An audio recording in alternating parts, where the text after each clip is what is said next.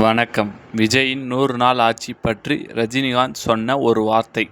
நடிகர் ரஜினிகாந்திடம் விமான நிலையத்தில் கேட்ட ஒரு கேள்விக்கு அவர் கொடுத்த பதில்தான் இப்போ சோஷியல் மீடியாவில் அதிகமாக பேசப்பட்டு வருகிறது. ரஜினி நான் அரசியல் பேசவில்லை என்று சொல்லிக்கொண்டு இருந்தாலும் அவரிடம் அரசியல் கேள்விகள் தான் கேட்கப்படுகிறது. ஆனால் அதற்கு அவர் கொடுத்த எதிர்பாராத பதிலை வைத்து நெட்டிசன்கள் அவரை பாராட்டி வருகிறார்கள். ரஜினிகாந்த் சினிமாவில் சூப்பர் ஸ்டாராக ஜொலித்து கொண்டு இருந்தாலும் இன்றைய தலைமுறையினர் சிலர் அவரை சோஷியல் மீடியாவில் கலாய்த்து வருவதை பார்க்க முடிகிறது. அதிலும் அவர் என்ன பேசினாலும் அதில் சர்ச்சையை உருவாக்கி வருவதாகவும் பார்க்க முடிகிறது. இது குறித்து சமீபத்தில் கூட அவர் மனம் நொந்து பேசி இருந்தார். நான் ஏதாவது விஷயத்திற்கு கருத்து சொன்னாலும் அதில் தப்பு இருக்கிறது என்கிறார்கள்.